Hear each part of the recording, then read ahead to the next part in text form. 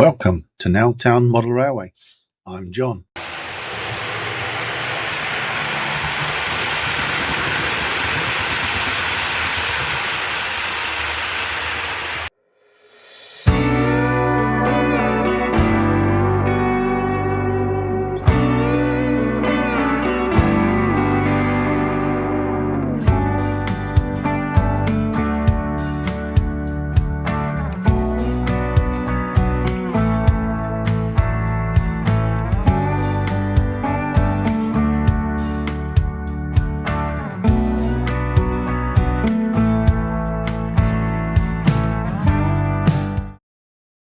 In this video, I'll be designing and scratch building my take on Deal signal box in Kent. My aunt lived in Deal, so that is why I've chosen Deal signal box for this part of the layout. And the first thing I did was grab some images from Google, and as you can see, courtesy of thesignalbox.org. Using these images, I was able to determine the height and length of the signal box, and also using Google Maps, confirm matters using their measuring tool. Firstly, I drew out some very rough preliminary sketches on paper and then transferred these onto Lightburn. You'll see as I go through, some of these drawings do change as the design progressed. I actually made two prototypes, one with a flat fronted 2mm MDF wall at the front and rear, and then tried to attach curved end walls, but this proved too difficult and the joins were awful. So I rethought it and decided to go for a single sheet of walling made up of MDF and plasticard, and wrap around a ground floor, first floor and roof section. But again, this failed due to the fact that there wasn't enough strength in the floor to allow me to wrap the curves.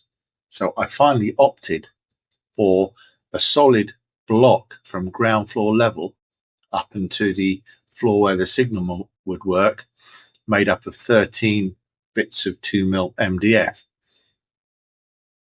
Here you see the inner MDF part of the wall, and also the two layers of concrete wrapping which I've used to provide the look of it standing out as it does in the images.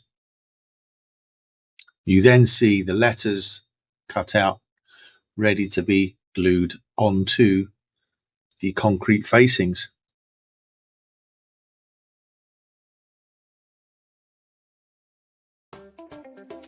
The base is made up of 13 bits of 2mm MDF, all laser cut, so they are the same size, and this affords a very good base on which to stick the walling layers to achieve the curvature required.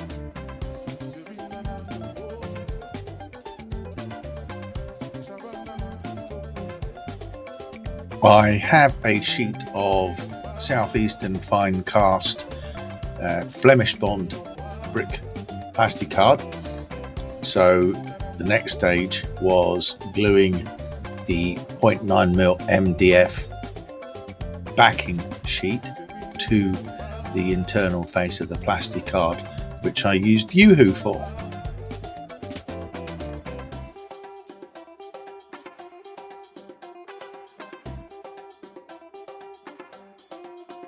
After 24 hours had elapsed, I set about cutting out the window and door openings.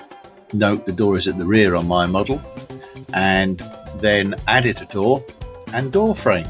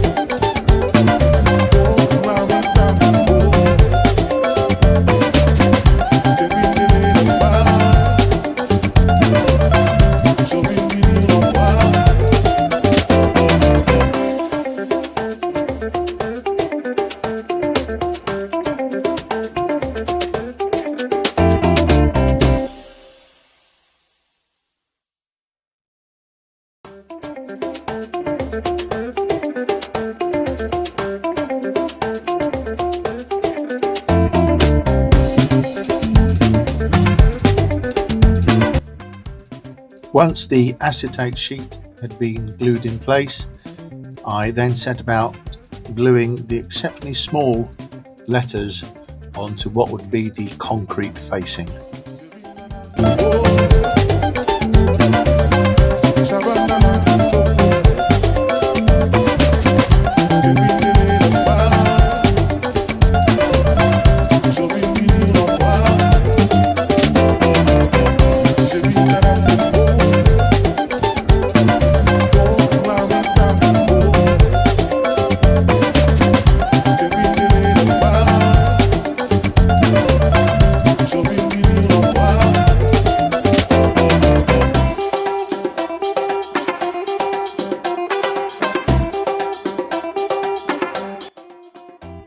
I then glued the three roof components together. In the end, I added a further component, which was the same size as a floor part, to the underside, so that I could easily add the roof to the building but have it removable.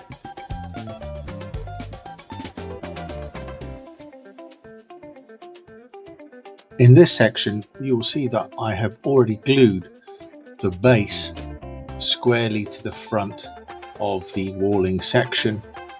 Oh, and look who's come to help.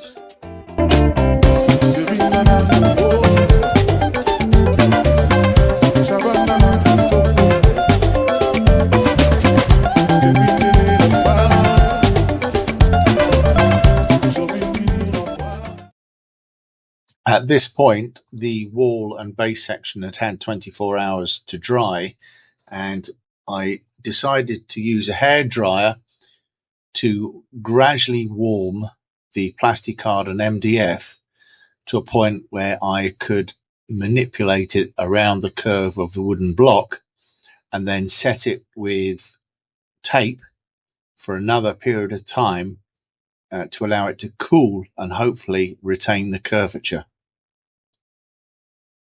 Once I had allowed the plasticard and MDF to cool for a couple of hours, I commenced gluing it in place and used copious amounts of masking tape to ensure that everything bonded well to the base.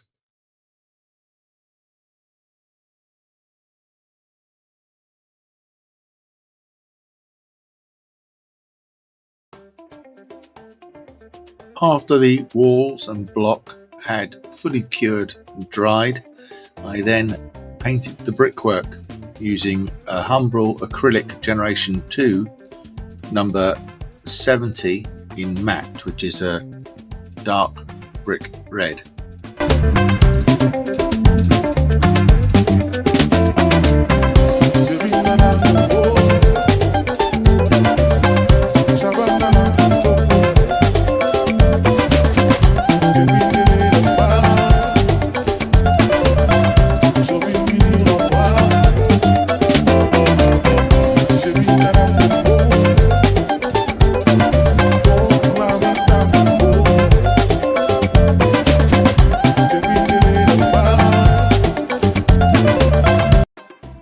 Again, I allowed 24 hours for the paint and varnish to dry, and I then moved on to adding a basic mortar wash, which is the standard graduate acrylic buff titanium from Dela, which I got from the shop called Hobbycraft, and I made it into a light wash using tap water. Once the wash was applied and had dried for a short period of time, I used a paper towel to wipe away the wash that was on the surface of the brickwork, leaving the mortar lines filled with the paint. The effect of the Humbrol 70 and the mortar wash actually provides a very good aged brick effect. Having used an MDF primer on the roof sections, I progressed onto painting them with a Humbrol matte enamel number 72, which to me gives a good concrete effect. As you can see, I used the same paint, of course pre-priming the MDF for the concrete wrapping, and painted that up at the same time. And here is the signal box with the brickwork painted and mortar washed and the concrete all painted, ready for the application of window frames and sills. Each window sill and window frame were made separately for the windows, just in case there were variances in the tolerances, having added a number of layers to the model.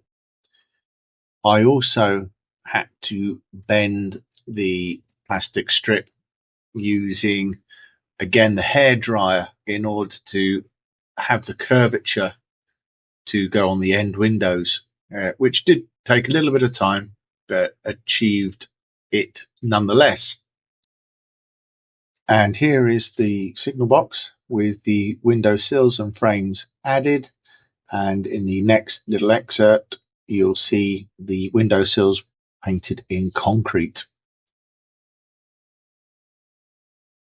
I still have to weather the model and also add a downpipe to the rear.